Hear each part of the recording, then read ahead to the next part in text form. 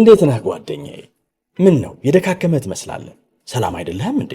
ምን እባክህ፣ ዛሬ ግብር ለመክፈል ገቢዎች ሄጄ ስንት ሰዓት ተሰልፌ ተራ ሳይደርሰኝ ለነገ ተብሎ ይኸው ተመልሼ መጣሁ። ይሄማ ቀላል ነው። መፍትሄው እኮ ተገኝቷል። ምን አይነት መፍትሄ? ይኸውልህ ብርሃን ባንክ ብርሃን ኢታክስ የተሰኘ አገልግሎት ጀምሯል። ይህ አገልግሎት ከገቢዎች ሚኒስቴር ጋር በመተባበር የሚሰጥ አገልግሎት ስለሆነ የግብርህን የገቢዎች ሰነድ ቁጥር በመያዝ ከዚያ የብርሃን ባንክ ደንበኛ ከሆንክ ከፈለግ በሞባይል ባንክ አገልግሎት አሊያም በብርሃን ኢንተርኔት ባንክ አገልግሎት ግብርህን መክፈል ትችላለህ። የባንኩ ደንበኛ ካልሆንክ ደግሞ ወደ ቀረበ የብርሃን ባንክ ቅርንጫፍ ሄደህ ግብርህን መክፈል ነው። ዋው! ይሄማ ትልቅ የምስራች ነው። ቀኔን ነው ያበራኸው። አዎ፣ በብርሃን ባንክ ኢታክስ የግብር ክፍያ አገልግሎት ከረጃጅም ሰልፍ ድነው በፈለጉት ሰዓት በማንኛውም ቦታ ሆነው ግብርዎን መክፈል ይችላሉ። ብርሃን ኢታክስ ፈጣን የግብር መክፈያ አማራጭ። ብርሃን ባንክ እንደ ስማችን ብርሃን ነው ስራችን። ተመልሰናል አድማጮቻችን። አራዳ ኤፍ ኤም 95.1 ላይ ትገኛላችሁ። ፉትቦል ካፌ ነው ፕሮግራሙ። የማንቸስተር ዩናይትድና የአስቶን ቪላን ጉዳይ እንመልከት። ትናንትና እንግዲህ በሮጀርስ 2 አስደናቂ ግቦች አማካኝነት አስቶን ቪላ አሸንፏል በቪላ ፓርክ ያደረገውን ጨዋታ። ይህንን ጉዳይ እንመልከተው። ማንቸስተር ዩናይትድ በጨዋታው ላይ መጥፎ ነበር ለማለት ያስቸግራል። ነገር ግን ጨዋታውን ሊያሸንፉ የሚችሉ ግቦችን ማስቆጠር አልቻለም። ከዩናይትድ ከውጤቱ በላይ ደግሞ የብሩኖ ፈርናንዴሽ መጎዳትና ምናልባት ቢያንስ ለአንድ ወር ያህል ከሜዳ ሊርቅ የሚችልበት እድል አለ እየተባለ መሆኑ ደግሞ ሌላው ዩናይትድ ትናንትና ከሽንፈቱ በላይ መጥፎ ዜና ሆኗልና ይህንን ጉዳይ እናንሳ። አዎ ልክ ነው። የትላንትና የነበረው የአስቶን ቪላና የማንቸስተር ዩናይትድ ጨዋታ በእኔ አስተያየት ርዕሱንም ስንጽፍ ሆን ብዬ ነው በአንድ ተጫዋች ለማድረግ የፈለግኩት። ምክንያቱም አንድ ተጫዋች ነው ውጤቱን የወሰነው፣ ሞርጋን ሮጀርስ ነው የወሰነው። እንደ ፐርፎርማንስ የአስቶን ቪላ ፐርፎርማንስ ጥሩ የነበረ አይመስለኝም። የማንቸስተር ዩናይትድ ፐርፎርማንስ መጥፎ የነበረ አይመስለኝም። ውጤቱ ምንም ቢሆን በብዙ መለኪያዎች ማቴዎስ ኩኛ ያንን ግልጽ የጎል ማስቆጠር እድል አስቆጥሮ ቢሆን ኖሮ ምናወራው 2-2 ሊያልቅ ይችል ስለነበር ጨዋታ ነው። በመጀመሪያ አጋማሽ ቤንያሚን ሼሽኮ ያገኛቸውን እድሎች በተለይ አንደኛውን እድል ትልቅ እድል ይመስል ስለነበር እሱን አስቆጥሮ ቢሆን ኖሮ ምናወራው ስለ ሌላ አይነት ውጤት ሊሆን ይችል ነበር። ለማንቸስተር ዩናይትድ እንደው ዩናይትድ አይደለም ግዙፍ ስለሆነ አሁን በቃ ተስፋ ሰጪ ነው ምናምን ማለት የሚያረካ አይመስለኝም። ለማንቸስተር ዩናይትድ አይነት ቡድን፣ ለማንቸስተር ዩናይትድ አይነት ታሪክ፣ ፋይናንስ ምን እና ኤክስፔክቴሽን ተስፋ የሚሰጥ ነው ምናምን እያሉ መቆየት በጣም አስቸጋሪ ይመስለኛል። አሁን በቃ ይሄኛው ጨዋታ ላይ ያየው ተስፋ ምናምን ሁሌ ለማለት ያስቸግራል። ግን ኮንቴክስቱን መረዳት ያለብን ይመስለኛል። ትላንትና የገጠመው በዚህ ውድድር ዘመን ማንቸስተር ሲቲን በልጦ አርሰናልን በልጦ ካሸነፈው አስቶን ቪላ ጋር በቪላ ሜዳ በእያንዳንዱ ዲፓርትመንት በተከላካይ ስፍራ ላይ ሁለት ተጫዋቾችን ማቴዎስ ኩኛ ማቲያስ ደሊትንና ሃሪ መጓየርን መሀል ላይ ካሰሚሮን በቅጣት ኮቢ ሜይኑን በጉዳት በድጋሚ የትላንትናው ጨዋታ ላይ ለመሰለፍ እድል ሊያገኝ ይችል ነበር። በአፍሪካ ዋንጫ ከሄዱት ተጫዋቾች አንጻር ደግሞ በጨዋታው መሀል ብዙ የማይጎዳውን እና ሁሌ አቬይለብል መሆኑን በቀደም በተለቀቀው ቃለ ምልልስ ላይ ሲናገር የሰማነው ብሩኖ ፈርናንዴዝ የመጀመሪያ አጋማሽ ከማብቃቱ በፊት ተጎዳ። የመጀመሪያን አጋማሽ አጠናቀቀ። ከረፍት ሲመለሱ ግን ሊሳንድሮ ማርቲኔዝን ነው አማካይ አድርጎ ሁለተኛውን አጋማሽ የጀመረው። ለሁለት ወጣት ተጫዋቾች ከዚህ በፊት ለማንቸስተር ዩናይትድ ዋናው ቡድን ተጫውተው ለማያውቁ ሁለት እድሜያቸው ከ19 ዓመት በታች ለሆኑ ሁለት ወጣት ተጫዋቾች የመሰለፍ እድል የሰጠበት፣ በአፍሪካ ዋንጫው ምክንያት 3 የዋናው ቡድን ተጫዋቾችን ያጣበት፣ ሁለቱ የመጀመሪያ ተሰላፊ የመሆናቸው ጉዳይ ጥያቄ ምልክት ውስጥ የማይገባ ተጫዋቾች ብራያን ምቤሞና አማድ ዲያሎ ያልነበሩበት፣ ኑሰር መዝራዊም ያልተሰለፈበት። ስለዚህ 6-7 ተጫዋቾች በትላንትናው ጨዋታ ላይ የፈርስት ቲም ተጫዋቾች በትላንትናው ጨዋታ ላይ አልነበሩም። የዩናይትድ ስኳድ እንደሚታወቀው ያን ያህል ሰፊ አይደለም እና በፎርምም ቢሆን የትላንትናውን ጨዋታ ጨምሮ ካለፉት 8 ጨዋታዎች 2 ጨዋታ ብቻ ነው ያሸነፈው። ወደ ትላንትናው ጨዋታ ሲመጣ ከ7 ጨዋታ 2 ጨዋታ ብቻ ነው ያሸነፈው። በ3 ተከታታይ ኦልትራፎርድ ጨዋታዎች አላሸነፈም። ቪላ በእንደዚህ አይነት የሚገርም ፎርም ላይ ነው ያለው። አሁን ይህንን እንደ ኮንቴክስት ከወሰድን ይሄኛውን ኮንቴክስት አይቼ ማንቸስተር ዩናይትድ በጣም ጥሩ ተጫውቷል። ውጤቱ ምንም ቢሆን መጨረሻ ላይ አስቶን ቪላ አሸንፏል። ሶ ማተር የሚያደርገው እሱ የሆነ ጊዜ ማንቸስተር ዩናይትድ ጥሩ ተጫውቷል ምናምን ብሎ ሰው ላይ ያስታውሰው ይችላል። ውጤቱ ውጤት ነው። አሁን ጨዋታ ባላሸነፍሽ ቁጥር ለምሳሌ ከአስቶን ቪላ ጋር ያለው ርቀት 10 ሆኗል። ሰፊ ነው በጣም አስቶን ቪላ ለቻምፒየንስ ሊግ ቦታዎች ከሚፎካከሩ ቡድኖች መካከል አንደኛው ነው። ክረምት ላይ ኦልሞስት ኢንቨስት አላደረገም። በመጨረሻ ማተር የሚያደርገው ውጤት እንደሆነ አውቃለሁ። ግን ማንቸስተር ዩናይትድ ውስጥ ፕሮሰስ ነው ያለው አሁን ብለን የምናምን ከሆነ ግን ከፕሮሰሱ አንጻር አንዳንድ ጨዋታዎችን ተስፋ በሚሰጥ ፐርፎርማንስ ከማሸነፍ እንደዚህ ብዙ ተጫዋቾች ሳይኖሩም ጭምር እና አንድ ማየው ጥሩ ምልክት ይሁን አይሁን አላቅም የአሰልጣኝ ሩበን አሞሪምን ፍሌክሲብል መሆን እኔ በጠቅላላው ጥሩ ምልክት ነው እንብለው። አሰልጣኞች አዳፕተብል መሆን አለባቸው ለሁኔታዎች፣ ላሏቸው ተጫዋቾች፣ ለሊጉ፣ ለፉክክሩ ባህሪ፣ ለተጋጣሚ ቡድን አዳፕተብል መሆን አለባቸው። እንዲያውም አሰልጣኙ ከመጣበት ጊዜ ጀምሮ አሰልጣኙን በተመለከተ ያለው ትልቁ ክርክር ለምን የፎርሜሽን ፊክሴሽን ያስፈልገዋል፣ በቃ ይሄ ብቻ ነው መንገዱ ብሎ ለምን ያምናል ነው ክርክሩ። በአንድ በኩል ለምን ግን ጠቅሞት ያውቃል። አይ ይሄ ፎርሜሽን እኮ ጊዜ የሚፈጅ ነው እና ያልተለመደም ነው፣ ማን ትልቅ ቡድን እንደዚህ ይጫወታል፣ ስለዚህ ለዚህ የሚሆኑ ዝውውሮች ያስፈልጉታል፣ ይህንን ፎርሜሽን ኮች የሚያደርግበት ጊዜ ያስፈልገዋል የሚል ሰበብ ይቀርብ ስለነበር አሁን ያንን ስታንድ በተለያየ ምክንያት ሸርተት የምትይ ከሆነ ለእኔ መሆን አለበት። እንደዛ ነው አንድ ኳሊቲ አሰልጣኝ ማድረግ ያለበት፣ አዳፕተብል መሆን አለበት። ግን የራሱ ደግሞ እያንዳንዱ ውሳኔ የራሱ የጎንዮሽ አስተያየት የሚሰጥበት ሊሆን ይችላል። ግን ትላንትናም በቀደም እንዳደረገው ሁሉ 4-1 የሚመስል አሁን እንግዲህ ፎርሜሽን ፍሉድ ነው። በተለይ ከኳስ ውጭ ያለው የቡድን ቅርጽ በጣም ይለዋወጣል። ለዚህ ነው አንዳንድ አሰልጣኞች 50 አይነት ፎርሜሽን፣ 51 አይነት ፎርሜሽን፣ 47 አይነት ፎርሜሽን ምናምን ይላሉ። ጨዋታ ውስጥም ሆነሽ የምትቆጥሪ ከሆነ እንደዛ ይሆናል። ለነገሩ አንዳንድ ጊዜ ባክ 3 ይሆናል፣ አንዳንድ ጊዜ ባክ 5 ይሆናል፣ አንዳንድ ጊዜ ባክ 4 ይሆናል። ግን ከኳስ ውጭ በተለይ በጣም ፍሉድ ነው። ኃይለኛ ሙቭመንት ስለሆነ ያለው አንዳንዴ በ5 ያጠቃል፣ አንዳንዴ በ3 ያጠቃል፣ አንዳንዴ በ4 ያጠቃል፣ አንዳንዴ በ2 ቢልድ ያደርጋል፣ አንዳንዴ በ3 ቢልድ ያደርጋል። ፎርሜሽን ፍሉድ ነው በተለይ ከኳስ ውጭ። ከኳስ ጋር ግን ያለ ስትራክቸር ይታወቃል። ማንቸስተር ዩናይትድ በ5-4-1 ነው ብዙ ጊዜ ይከላከል የነበረው። ትላንትና ለምሳሌ የአስቶን ቪላን አማካይ ክፍል ስታይ ከዚህኛው የቪላ ቡድን ጥንካሬዎች መካከል አንደኛው የአማካይ ክፍሉ ነው። በቀኝና በግራ ክንፍ በኩል የሚጠቀሙባቸው ሁለት ተጫዋቾች ኡናይ ኤሜሪ ንጹህ የክንፍ ተጫዋቾች አይደሉም።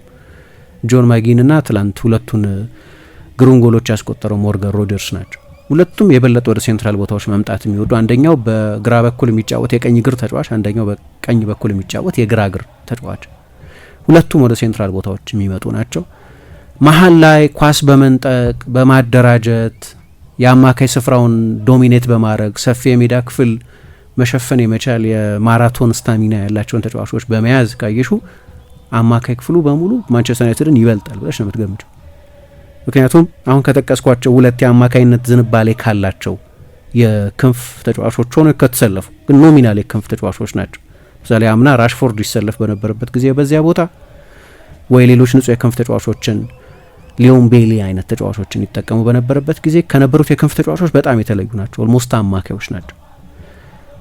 ከነሱ በተጨማሪ ግን ኦናና፣ ካማራ እና ዩሪ ቴሌሞንስ አሉ። ሶስቱም ኳሊቲ ተጫዋቾች ናቸው። 5 አማካዮች አሉ። ኃይለኛ ሴንትራል ኦቨርሎድ ይኖረዋል አስቶን ቪላ። ስለዚህ መሀል ላይ ብዙ ቡድኖች እንዳደረጉት ሁለት ንጹህ አማካዮችን ብቻ ከሚጠቀሙ ማንቸስተር ዩናይትድ የቁጥር ብልጫ ይኖረዋል ብለሽ ነው የምትገምጪው። ግን አልነበረም እንደዛ። አንደኛ ማንቸስተር ዩናይትድ የበለጠ ሴንትራል ኦቨርሎድ ይፈጥር ነበር። ኡጋርቴ ነው ትላንትና በተቀጣው በካሴሚሮ ፈንታ የተሰለፈው ከብሩኖ ፈርናንዴዝ ጋር። ግን ዳሎን በባለፈው የቦርንመዝ ጨዋታ እንዳደረገው አሰልጣኝ ሩበን አሞሪም በቀኝ በኩል በጣም ወደፊት ተጠግቶ እንዲጫወት ነበር ያደረገው። ትላንትና ዶርጉ ስለነበር በግራ በኩል የጀመረው፣ ዳሎ በቀኝ በኩል በጣም ወደፊት ተጠግቶ ለአማካዮቹ ትይዩ ሆኖ ይጫወት ነበር። ከሁለቱ 10 ቁጥሮች በምቤሞ ወደ አፍሪካ ዋንጫው መሄድ ምክንያት አንደኛውን የ10 ቁጥር ቦታ የያዘው ሜሰን ማውንት ነው። ማውንት ደግሞ ከምቤሞ የበለጠ የክንፍ ተጫዋች ነው። ማውንት ደግሞ የበለጠ አማካይ ነው። ስለዚህ ብዙ ጊዜ ወደ ሴንትራል ቦታዎች ይመለሳል። ማቴዎስ ኩኛ ብዙ ጊዜ ወደ ሴንትራል ቦታዎች ይመለሳል። እንዲያውም ለብዙ ሰው ሰርፕራይዝ በሚያደርግ ሁኔታ መሀል ላይ ማንቸስተር ዩናይትድ ነው ብልጫ የነበረው። ከጨዋታው ፊት ከነበረን ፐርሰፕሽን፣ ከነበራቸው ፐርሶኔል፣ ከቅጣቱ፣ ከጉዳቱ በዚህ ጨዋታ ላይ ካልነበሩ ተጫዋቾች በመነሳት ማንቸስተር ዩናይትድ አማካይ ክፍሉ ላይ ብልጫ መውሰዱ በጣም አስገራሚ ነበር። በቂ አይደለም። በሁለቱ ሳጥኖች ውስጥ ስል መሆን ነበረበት። ማንቸስተር ዩናይትድ በሁለቱ ሳጥኖች ውስጥ ለመቆጠር ባላቸው እድል አንደኛው ጎል ወደ 3% ብቻ የመቆጠር እድል ነው የነበረው። ኖርማሊ የሚቆጠር ጎል አይደለም። የመከላከል ችግር ነበረበት። ሌኒ ዮሮ ብቻ ሳይሆን ሞርጋን ሮጀርስ በዚህ ውድድር ዘመን ከሁሉም የፕሪሚየር ሊግ ተጫዋቾች ከሚጠበቀው በላይ ብዙ ጎል ያስቆጠረ ተጫዋች ነው። ከሳጥኖች ብዙ ጎል የሚያስቆጠር ተጫዋች ስለሆነ አሁን ቪላን በተመለከተ ያለኝ ትልቁ ጥርጣሬ የትላንትናው አይነትን ጎል በየሳምንቱ አታስቆጥርም፣ ሰስቴነብል አይደለም። ይሄው ተጫዋች በሊድስን 2-0 ሲያሸንፉ እንደዚህ አይነት ሁለት ምትሃታዊ ጎሎች አስቆጥሯል። 7 ጎሎች ነው ያስቆጠረው። እንጃ 5 ወይ 6 ተመሳሳይ እንደ አይነት ጎሎችን ነው ያስቆጠረው። 0.07 ነው የሁለቱ ጎሎች ድምር ኤክስጂ። በጣም ካስቸጋሪ ቦታ ነው እነዚህን ጎሎች ያስቆጠረው። ግን በመከላከል በኩል አሁን አንዱ ችግር ሁለቱ ተከላካዮች ከ20 ዓመት በታች የሆኑ ተከላካዮች ናቸው፣ ሌኒ ዮሮና አይደን ሄቨን።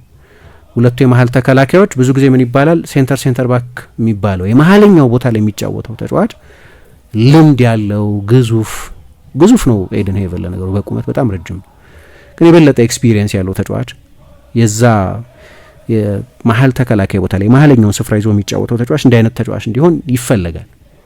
ግን ሁለቱም ከ19 ዓመት በታች ሆኑ፣ ሁለቱም ከ50 በታች ጨዋታዎችን ለማንቸስተር ዩናይትድ ያደረጉ በቂ ልምድ የሌላቸው ተጫዋቾች ናቸው። ከነሱ በስተግራ ያለው ሉክ ሾ ደግሞ በዛ ቦታ ጥሩ እንደሚጫወት ብዙ ጨዋታዎች ላይ ያሳየ ቢሆንም ንጹህ የመሀል ተከላካይ አይደለም። ዳሎ በጣም አድቫንስድ ቦታ ነው ይዞ ይጫወት የነበረው። ኡጋርቴ ፕሪሚየር ሊግ ቸግሮታል። አሁን አንድ በጣም የሚያሳስብ ስታቲስቲክስ ሳይ ነበር። 9 ጨዋታዎች ጀምሮ ማንቸስተር ዩናይትድ አንዱንም ጨዋታ አላሸነፈም። ያው ቡድኑ ሲሸነፍ ለአንድ ተጫዋች ብቻ መስጠት ትክክል አይደለም። ትላንትና ማንቸስተር ዩናይትድ ተሸነፈ፣ ኦኬ ተሸንፏል። የተሸነፉት በኡጋርቴ ምክንያት አይደለም፣ እንደ ቡድን የተሸነፉት።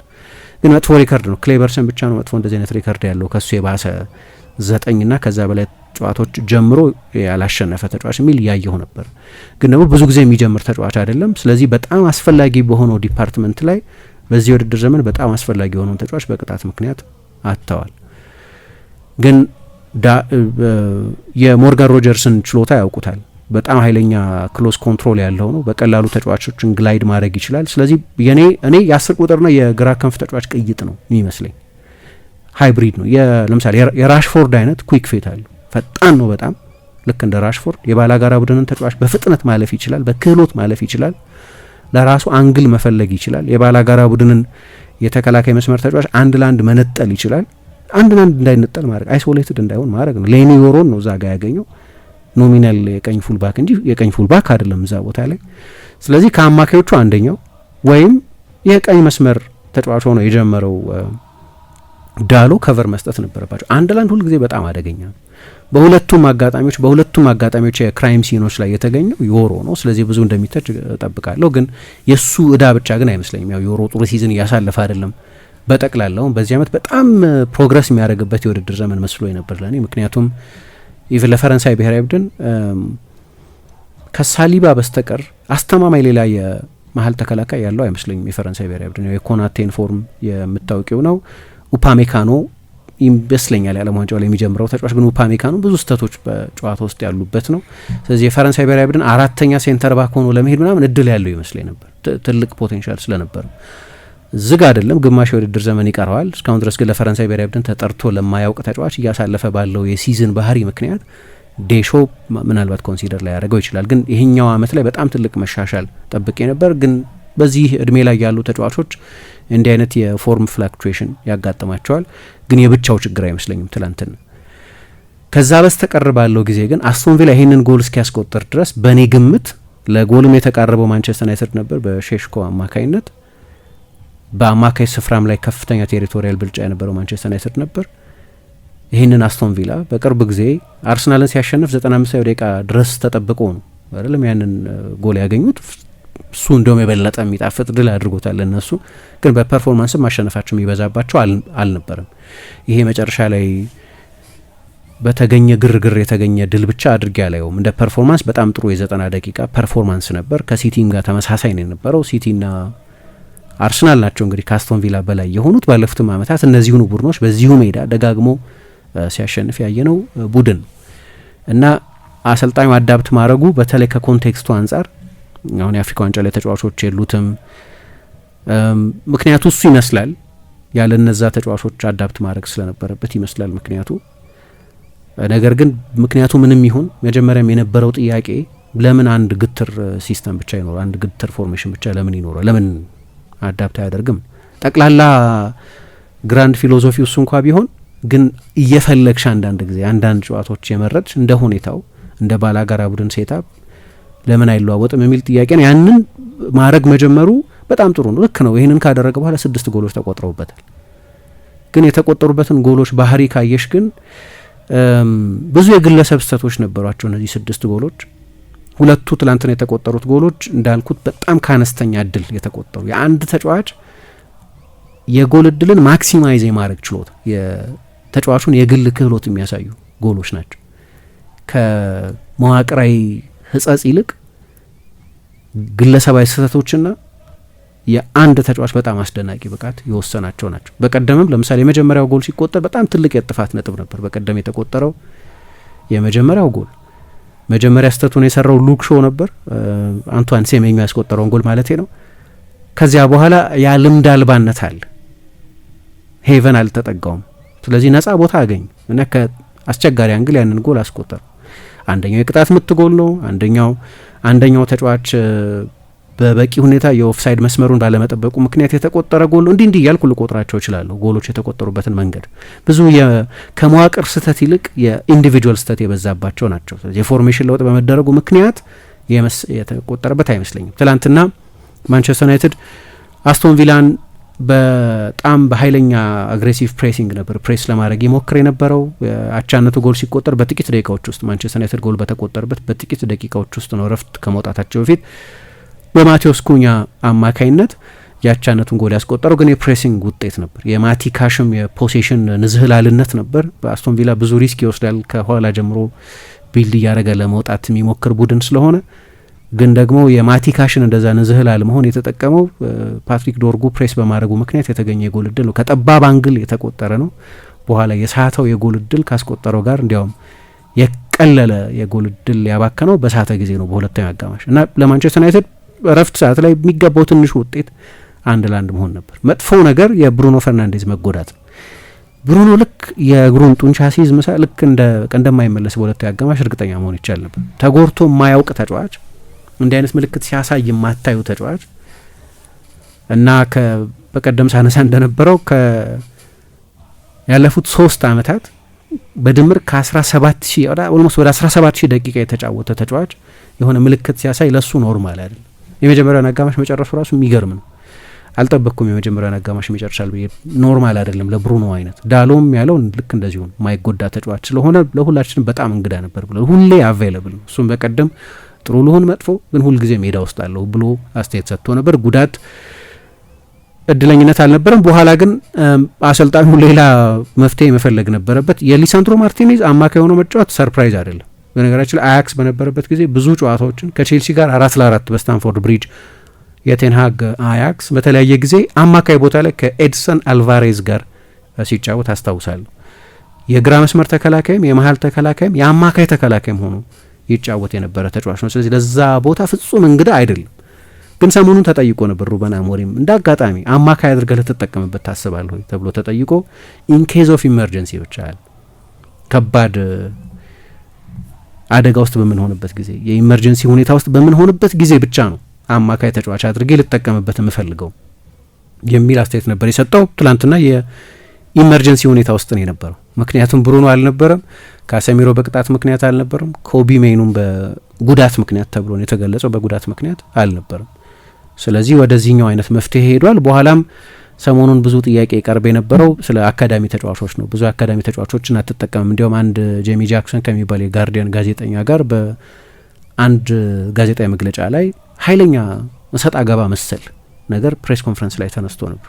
ጭራሽ አካዳሚ ተጫዋቾችን አታምንም አንተ ሲለው ለምን እንደዚህ ያልክ ብሎ በጣም ተደነቀ። የኮቢ ሜኑ ጉዳይ ካልሆነ በስተቀር ማን መሰለፍ ኖሮበት እና በተለይ ደግሞ አንዳንድ ተጫዋቾች በስም እየጠቀሰ ሃሪ አማስ ምንድነው እዛ ቤንች አይደለም እንደዛ ሄዱ እያለ ሲናገር ሃሪ አማስም የወሩ ኮከብ ተጫዋች የተባለበትን ፎቶግራፍ ሶሻል ሚዲያ ላይ ፖስት አደረገ። ቺዶ ኦቢም ሌላ ብዙ የመሰለፍ እድል እያገኘ ያለውን የአካዳሚ ተጫዋች ነው። ብዙ ተስፋ የተጣለበት ተጫዋች ነው። እሱም ሶሻል ሚዲያ ላይ ወጥቶ የሆነ ነገር ፖስት አደረገ እና ከአካዳሚ ያው ደግሞ በቀደም የኮቢ ሜኑ ወንድም ከኮቢ ሜኑ በፊት ይታወቅ የነበረ ነው በብሪታንያ ባለ አንድ ትልቅ የቴሌቪዥን ሾው ላይ። እሱም ፍሪ ኮቢ ሜኑ የሚል ቲሸርት ለብሶ ስቴዲየም ውስጥ ያንን መልእክት አስነበበ እና አሰልጣኙ የትኛውን የአካዳሚ ተጫዋች ማሰለፍ ነበረብኝ፣ ምን አይነት ክርክር ነው ብሎ እያንዳንዱ ተጫዋች በተመለከተ እንዲያውም በስም እየጠቀሰ አስተያየት ሰጥቶ ነበር። ግን ትላንትና ሁኔታው የቡድን ስብስቡ በጣም ስለሳሳ ሁለት የአካዳሚ ተጫዋቾችን ሺሌሲ የሚባል አንድ ተጫዋችን ከዛ በፊት ደግሞ የዳረን ፍሌቸርን እጅ ጃክ ፍሌቸርን ቀይሮ አስገብቷል። ስለዚህ ጨዋታው እያለቀ በነበረበት ጊዜ 4 ቲኔጀሮች ሜዳ ውስጥ ነበሩ ማለት ነው። ማንቸስተር ዩናይትድ ምንም ምርጫ አልነበሩም። በሁለቱ የወጣት የመሀል ተከላካዮች ሁለቱ ወጣት ተቀይሮ የገቡት ተጫዋቾች እና ለአሰልጣኙ በጣም መጥፎ ጊዜ ይመስላል ከስብስብ አንጻር። ግን እንደ ፐርፎርማንስ ግን ጥሩ ፐርፎርማንስ አይደለም ማለት አይቻልም። የአስቶን ቪላን ፐርፎርማንስ ነው እኔ ጥሩ ፐርፎርማንስ አይደለም የምለው። ከዚህ የበለጠ ኤክስፔክት አድርጌ ስለማቅ ከዚህም የበለጠ ጥሩ ሲጫወቱ ስላየናቸው። ግን አንድ ልዩ ክህሎት ያለው ተጫዋች አላቸው። እኔ አሁን ለዓለም ዋንጫው ሬሌቨንት ነው ወይ አይደለም አላቅም። የዓለም ዋንጫ እስኪደርስ ድረስ ገና 4 ወር 5 ወር አለ። እስከዛ ድረስ የተጫዋቾች ፎርም ይወጣል ይወርዳል። የተጫዋቾች ጉዳት የአሰልጣኝ እቅድ ያስለውጣል። ግን ለእንግሊዝ ብሔራዊ ቡድን የ10 ቁጥርነት ቦታ ላይ ብዙ ተፎካካሪዎች አሉ። አሰልጣኝ ቱኸል ኃላፊነቱን ከተረከቡ በኋላ ብዙ እዛ ቦታ ላይ ያሰለፉት ሞርጋን ሮጀርስን ነው። የድሮ የሲቲ አካዳሚ ተጫዋች ነበር። በትላንትና በፕሪሚየር ሊግ ፕሮዳክሽን ላይ ተንታኝ ሆኖ ያየነው ማይክል ካሪክ በሚድልስቦሮ እሱ ነበር ያዘዋወረው። ከዚያ በኋላ በሱም ጊዜ ነው ወደ አስቶን ቪላ የተሸጠው። የድሮ የሲቲ አካዳሚ ተጫዋች ነበር። ፔፕ በቅርብ ጊዜ ስለለቀቅናቸው መጸጸትባቸው አንዳንድ ተጫዋቾች አሉ ብሎ ጠቅሶት ያውቃል። ልዩ ተጫዋች ነው በጣም። የውድድር ዘመኑ ሲጀመር ትችት ነበረበት። እንዲያውም በአንድ የዩሮፓ ሊግ ጨዋታ የአስቶን ቪላ ደጋፊዎች እዚህ ተጫዋች ላይ ጮኸው ነበር እና ያለፈውን የውድድር ዘመን እንደ አንድ ሲዝን ፎርም ነው በቃ ሚል ጥያቄ ሁሉ አስቶን ቪላ ደጋፊዎች ማንሳት ጀምረው ነበር። አሁን ግን የሚገርም ፎርም ላይ ነው ያለው። ከዲዮን ደብሊን በኋላ የመጀመሪያውም ተጫዋች ሆኗል። በተከታታይ የፕሪሚየር ሊግ ጨዋታዎች ላይ 2 ጎሎች በማስቆጠር ዲዮን ደብሊን ከዚህ በፊት ሌላ ለማንቸስተር ዩናይትድ የተጫወተ ተጫዋች ነበር። ገና ወጣት ነው። ገና 24 ዓመት እንኳ አልሆነውም። 23 ዓመት ከ148 ቀን ነበር ትላንትና 2 ጎሎችን ሲያስቆጠር። ግን ሁለቱንም ጎሎች ባስቆጠረ ጊዜ በእኔ ግምት ማንቸስተር ዩናይትድ የተሻለው ቡድን ነበር በአብዛኛው የጨዋታ ብልጫ መለኪያ። በሁለቱ ሳጥኖች ውስጥ ግን ፈረንሳዮቹ ሁለቱን ሳጥኖች የእውነት ዞኖች የሀቅ ዞኖች ይሏቸዋል እና ማንቸስተር ዩናይትድ 2 ጎሎች ተቆጠሩበት። በ2 ጎሎች መቆጠር ውስጥ አንደኛ አንድ ተጫዋች አነስተኛ የጎል እድልን እንዴት ማክሲማይዝ ማድረግ እንደሚችል፣ ሁለተኛ ግን የማንቸስተር ዩናይትድ የመከላከል ኦርጋናይዜሽን ትክክል እንዳልነበር ታያለሽ። አሁን በቀደምም ከቦርንመዝ ጋር በነበረው ጨዋታ ማቲያስ ደሊት ቢኖር ወይ ሃሪ መጓየር ቢኖር ምን ያህል ይለወጥ እንደነበር አላቅም። ግን ቢያንስ ኦርጋናይዘርስ ናቸው እነሱ። የማንቸስተር ዩናይትድ አምበል ነበር ሃሪ መጓየር። አምበልነቱ የተሳካ ነበር አልነበረም ልትከራከሪበት ትችላለች። ማቲያስ ደሊት በ17 ዓመቱ የአያክስ አምበል ነበር። 2 ትልልቅ የሊደርሺፕ ችሎታ ያላቸው ተጫዋቾች ናቸው። አሁን አንዳንድ ጊዜ ከኋላ በ2 ጨዋታ 6 ጎል ሲቆጠር የክህሎት ጉዳይ ብቻ አይደለም፣ የሊደርሺፕ ጉዳይ ነው። ማን የቱ ጋር መገኘት አለበት የሚል አንድ የመሪነት ኃላፊነት የሚወጣ ተጫዋች ያለመኖርም ችግር ነው። በቀደም ለዚህ ነው ማውንት እኮ ሉክ ሾው ተሰራ አንቷን ሴሜኞ ኳሱን ወደ አደገኛ ቀጠና ይዞት እየሄደ በነበረበት ጊዜ በሁለት ሀሳብ መሀል ተያዘ። ኤቫንጀልሰንን ትራክ ማርክ በማድረግና ኳሱን የያዘውን ተጫዋች ክሎዝ ዳውን በማድረግ ማለት ናውጣ ይለዋል። ግን በቅጽበት ፕሪሚየር ሊግ ጊዜ አይሰጥሽም እና በዛ ቅጽበት ነው ጎል የተቆጠረው። አሁን ይሄ ሊደርሺፕ ነው። ማን የትኛው ፖዚሽን ላይ መገኘት አለበት የሚለውን ኃይለኛ የኮሚኒኬሽን ችሎታ የሚፈልግ ነው። እነዚህ 2 ተጫዋቾች ደግሞ አንዳንድ ጨዋታዎች ላይ ትልልቅ ፐርፎርማንሶች ነበሯቸው። ለእኔ በዚህ የውድድር ዘመን በጣም ከተሻሻሉት የማንቸስተር ዩናይትድ ተጫዋቾች መካከል አንደኛው ማቲያስ ደሊት ነበር። ሃሪ መጓየርም በአንፊልድ ሊቨርፑልን 2-1 ያሸነፉበት ጨዋታ ላይ ጎል ማስቆጠሩ ብቻ ሳይሆን በጠቅላላው በዛ ፐርፎርማንስም ግን ባለፈው የውድድር ዘመንም በብዙ ጨዋታዎች ላይ በጣም ጥሩ ተጫውተው ነበር እና እነዚህ 2 ደግሞ ትልልቆቹ ባለ ልምድ ተጫዋቾች ናቸው። በፊዚካል ፕሮፋይልም ሳጥን በመከላከል በጣም የተዋጣላቸው ተጫዋቾች ናቸው። ሁለቱንም ተጫዋቾች ለ4ና ለ6 ጨዋታ ማንቸስተር ዩናይትድ አልተጠቀመም። ስለዚህ የበለጠ ጎል እየተቆጠረበት ሲመጣ አንድም በእነዚህ ተጫዋቾች አለመኖር ምክንያት የተፈጠረ ይመስለኛል። ግን የተጫዋቹን የግል ክህሎት ደግሞ አንዳንድ ጊዜ ምን ነበር ፓሪስ ሳን ጀርማ በሉዊስ ኤንሪኬ አሰልጣኝነት ከሳጥን ውጭ ብዙ ተጫዋቾች የጎል ሙከራ እንዲያደርጉ ያበረታታ ነበር አሰልጣኙ። አሁን ብዙ አሰልጣኞች በጠቅላላው በእግር ኳስ ታሪክ ከርቀት ከ35 ሜትር ከ25 ሜትር ብቻ ከሩቅ ከሳጥን ውጭ የሚደረጉ ሙከራዎች ለመቆጠር ያላቸው እድል በጣም አነስተኛ መሆኑን ስለሚያውቁ ከርቀት መምታትን ብዙ አያበረታቱ። ኤንሪኬ ግን ባለፈው የውድድር ዘመን ተጫዋቾቹ ከሳጥን ውጭ እንዲመቱ ያበረታታ ነበር። ምክንያቱም አነስተኛ የሚባል የጎል ማስቆጠር እድልን ማክሲማይዝ ማድረግ እንደሚችሉ በነዛ ተጫዋቾች የተናጠል ክህሎት ስለሚተማመን እና የፓሪስ ሳን ጀርማን ተጫዋቾችን አምና ካየሽ አማካዮቹ ሶስቱም ፋቢያን ሩይዝም፣ ዴዚሬ ዱዌም፣ ቪቺኛም ከሳጥን ውጭ ጎል ለማስቆጠር የሚያስችል ክህሎት ያላቸው ተጫዋቾች ናቸው። ስለዚህ የሚገርሙ ጎሎች ያስቆጥሩ አየን በቻምፒየንስ ሊግ ግማሽ ፍጻሜ ጭምር። ግን እነሱ ብቻ አይደሉም። ሶስቱም የክንፍና ሶስት የክንፍ ተጫዋቾችን ነው ከፊት የሚያሰልፈው። ዴዚሬ ዱዌ፣ ክቪቻ ክቫራትስኬሊያ እና የባሎን ዶር አሸናፊ ኡስማን ዴምቤሌም ከሳጥን ውጭ ማስቆጠር የሚችሉ ተጫዋቾች ናቸው። ስለዚህ አነስተኛ የመቆጠር እድል አለው ብለሽ የምታስቢውን ኳስ ማክሲማይዝ ማድረግ ስለሚችሉ አሰልጣኙ ያንን የተጫዋቾችን ኢንዲቪጁዋል ፖቴንሻል ይጠቀማል። ሮጀርስ ልክ እንደዛ ነው። በአሰልጣኝ ኡናይ ኤመሪ ገደብ የተቀመጠበት ተጫዋች አይመስልም። አሁን እዚህ ጋር የቤት ስራ የመስራት ጥያቄ ነው። በጣም የሚገርም ጊዜ ነው አስቶን ቪላ እያሳለፈ ያለው። አሁን ትልቁ ጥያቄ በአንዳንድ ጨዋታዎች ላይ ኤሚሊያኖ ቦዌንዲያ፣ በአንዳንድ ጨዋታዎች ላይ ሞርጋን ሮጀርስ፣ በአንዳንድ ጨዋታዎች ላይ ሌላ ዩሪ ቴሌሞንስ ምናምን፣ እነዚህ ሁሉ ከሳጥን ውጭ ጎል ማስቆጠር የሚችሉ ተጫዋቾች ናቸው። ካልቀየጥሹ በስተቀር ግን አሁን ፓሪስ ሳን ጀርማን ምናልባት ልትተቹ ትችላለሽ they try to walk with the ball into the net እንደሚባል ከኳስ ጋር መረብ ውስጥ መግባት እንደሚፈልግ አይነት ደግሞ በጣም ኢንትሪኬት የሆነ ቴክኒካል የሆነ እግር ኳስ መጫወት የሚችል ቡድን ስለሆነ ከሳጥን ውጭ በሚቆጠሩ ጎሎች ብቻ ጥገኛ አይደለም። አሁን የአስቶን ቪላ ጉዳይ በጣም መደነቅ ያለበት ሆኖ ይሄኛው እና በክለቡ ያለፈው 111 ዓመት ውስጥ በጣም የተዋጣለት የውጤት ጉዞ ይሄኛው ቢሆንም የቀጣይነት ጥያቄ ግን ያስነሳል። የቡድኑ ዋና ጎል አስቆጣሪ እንዲሆን የሚጠበቀው ተጫዋች 3 ጎል ብቻ ነው ያስቆጠረው በሲዝኑ ኦሊ ዋትኪንስ እና አንዳንዶቹ ጎሎች ሰስቴነብል አይደሉም። ምክንያቱም ቅድም እንዳነሳሁት ከ0.07 ኤክስጂ 0.1 እንኳን አይሞላም ማለት ነው። ከዛ 2 ጎል የምታስቆጥሪ ከሆነ ይሄ ሰስቴነብል አይደለም፣ ረጅም ጊዜ የሚቀጥል አይደለም። ቶሎ የሆነ መፍትሄ ማግኘት አለባቸው። አሁን ለዚህ ነው ክረምት ላይ ለምሳሌ ኢቫን ጊሳን አመጡ። የተዋጣለት ፈራሚ ነው ማለት አይቻልም። ዶኒኤል ማለን የመሰለ ፍድል ሲያገኝ ኢምፓክት ይፈጥራል። ትናንትናም ተቀይሮ ገብቶ ነበር፣ ግን ለመጀመር በቂ አይደለም። ሃርቬ ኤሊዮትና ጄደን ሳንቾ እዚህ ቡድን ተሰላፊዎች አይደሉም በብዙዎቹ ጨዋታዎች ላይ። በእርግጥ በዩሮፓ ሊግ አንዳንድ ጨዋታዎች ላይ ሳንቾ ይሰልፋል፣ ግን ሃርቬ ኤሊዮት አሁን ጃንዋሪ ሲመጣ ወደ ሊቨርፑል ሊመለስ ይችላል እየተባለ ነው። ስለዚህ በክረምት በውሰት ያመጧቸው ተጫዋቾችን በዝውውር ጫን ያለ ገንዘብ ከፈሉበት ከተባለ 30 ገደማ የከፈሉበት ጊሳም ያን ያህል በመጀመሪያው አሰላለፍ ውስጥ ለመግባት የሚያስችል ችሎታ ያለው ተጫዋች አይደለም። ትልቁ ግኝት ቦዌንዲያ ነው። ያበቃለት ከመሰለ በኋላ ባለፈው የውድድር ዘመን ሁለተኛውን የውድድር ዘመን አጋማሽ በባየር ሌቨርኩዘን በውሰት ካሳለፈ በኋላ እንዲህ አይነት በጣም ወሳኝ ተጫዋች ሆነ። ግን እሱም ቢሆን ትላንትና ከቤንች ተነስቶ ነው የተጫወተው።